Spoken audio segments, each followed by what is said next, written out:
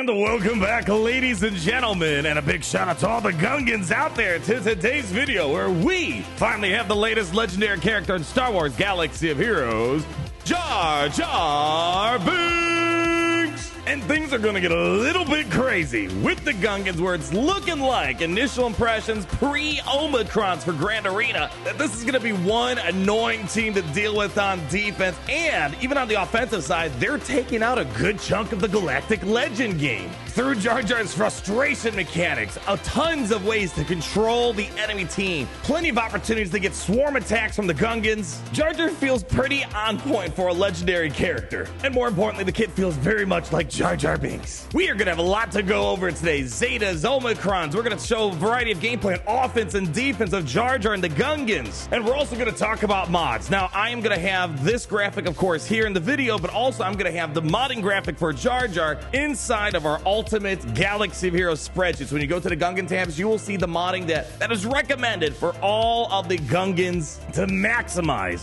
their potential whenever you have the time to get on top of that Gungan grind. But it's very evident with Jar Jar Binks, you're going to want to make him as fast as possible, and you want to try to make sure the potency is as good as it can possibly be to make sure you're maximizing the amount of debuffs that you're throwing on the enemy team. If you're curious about how is this character handling the Galactic Legend game, from an offensive standpoint, we've been able to get Jar Jar Binks pre-Omicrons. Again, a big difference. Pre-Omicrons, getting Jar Jar and the Gungans to beat things like Rey, Supreme Leader Calran, Master Luke. I've even beaten a Jabba, as well as a Sith Eternal. There might be a possibility, though, with the Galactic Legends we weren't able to beat, such as Leia, Kenobi, Lord Vader, as well as a Sith Eternal. So the Galactic Legends they weren't quite able to beat yet, such as Leia, Kenobi, Lord Vader.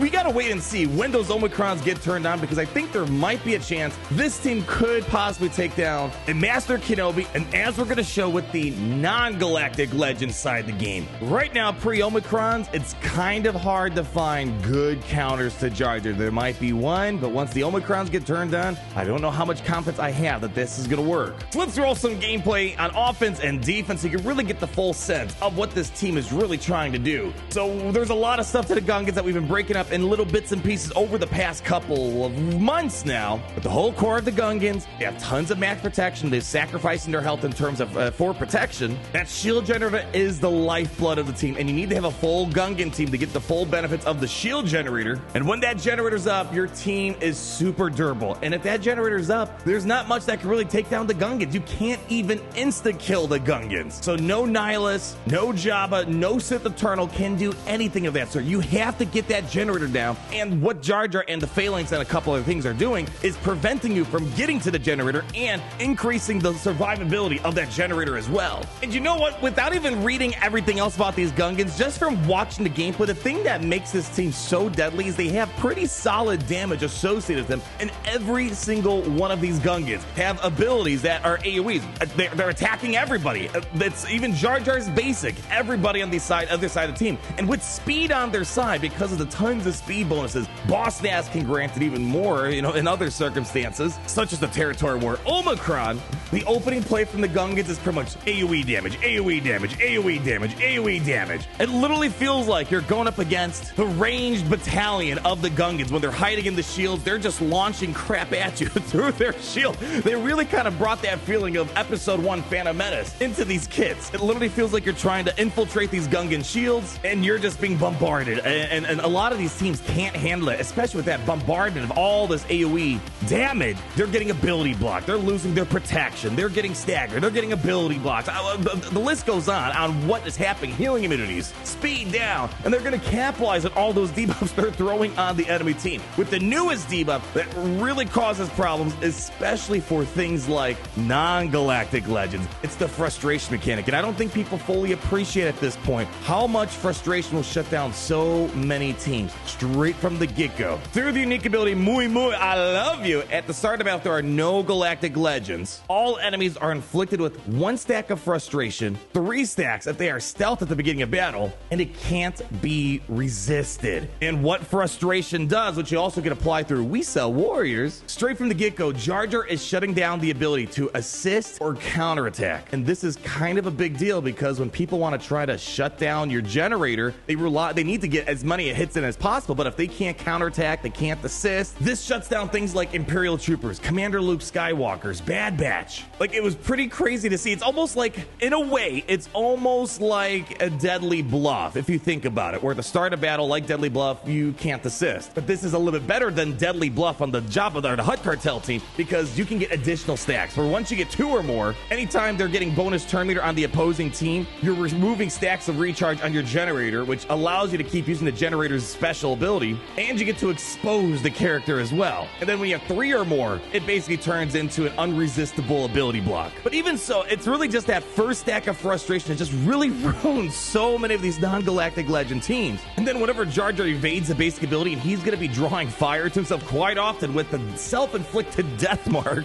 which is a very Jar Jar feeling thing, he's able to get even more frustration on the enemy team. And the death mark is a huge deal for Jar Jar as well, because the Phalanx, it's only going to do so much. You know, it's going to, at times, it's going to get its taunt up to prolong the lifespan of the shield generator, but having death mark, which again does nothing to the Gungans because they have pretty much no max health and all max protection, so death mark is basically useless, and it's actually a benefit to the Gungans, as we've seen with Gungans versus Reva in Grand Arena already. He's kind of acting as a secondary distraction away from the shield generator, again feeling very Jar Jar like. And the craziest thing that is so overkill is the fact that this guy has 1000% evasion when the active allied shield generator is around. So Jar Jar's kind of like filling in a couple of different roles, with being a support, filling in the gaps and applying debuffs, keeping the team alive, but also kind of acting like a tank, and at times having these attacker-like attributes where he can call swarm attacks. Now, the main oddity of Jar Jar is the mixed bag stuff. We talked about all the stuff that you know is going to happen, how they get frustration, preventing insta-kills, not being able to go lose health when you have protection, tons of AOE abilities. There's the mixed bag stuff that kind of adds the extra randomness flavor of Jar Jar, where sometimes by accident he can do a god tier play. But the good thing is, I know one of the criticisms of the Jar Jar kit reveal that people had was they felt like there's going to be way too much RNG trying to win with Jar Jar. I really, the RNG factor of Jar Jar really didn't feel important. When he did something useful, it was nice, but by no means that I feel like I always needed it. For example, like the basic ability. Of course you want to get Death Mark, but sometimes you don't want the Death Mark. Like there were times I applied Death Mark on Lord Vader or Jedi Master Luke, and that is not very helpful. And of course, there's that 0.01% chance I can instantly defeat a random enemy, which I haven't been able to experience yet on offense and defense with the Gungans. But again, it's not like you need it to happen. It might happen, it might save you, it might do something awesome, but by no means is it the determining factor in winning or losing with the Gungans. These are just if they feel like extra added bonuses. The things that are just nice about Jar Jar is the several AoE abilities, the frustration, the unique abilities that he has, the things that are guaranteed to happen. That's pretty much what Jar Jar's all about. All the randomness associated with Jar Jar is just kind of more for fun. It feels like it's maybe only like 5 to 10% of importance for the Jar Jar kit. But really, when you combine all that together, the randomness of Jar Jar, the funniness of Jar Jar, and the things that you know he's going to do, and he's going to do well, right now, pre-Omicrons, the only non-GL thing I was able to really get some minor success with was General Anakin Skywalker. Most everything else had a difficult time. Taking out the shield generator, you can't really do any damage to the Gungans. And of course, that opening plays we've elaborated many times, it just blows away most teams. And the speed on the Gungans is so good too, where the opening play just overwhelms most teams that try to get in there. And if you can't assist or counterattack, it really makes it complicated for any non-GL thing to really get in there and do work. However, I don't know if General Anakin Skywalker is going to be that go-to counter, because we saw missing the Omicrons. Now, the Omicrons are for Grand Arena, the bread and butter of Galaxy of Heroes, and they offer a lot that I think we are going to need to wait and see. But let's talk about those Omicrons real quick. The one that looks highly appealing to me, usually it's the unique abilities that are the most appealing to me, and don't get me wrong, the unique abilities are good. The one I really want to see in action is the Big Boomas. This right here adds a whole new level of interestingness. Is that a word? I don't know. Where you're able to dispel bonus protection and protection up on all enemies, and the enemy will lose 5% max health and max protection, which is stacking. What does that mean? That means the opening play the Gungans have is already going to be way more powerful, can't survive those hits, and they're getting weaker over time compared to the damage.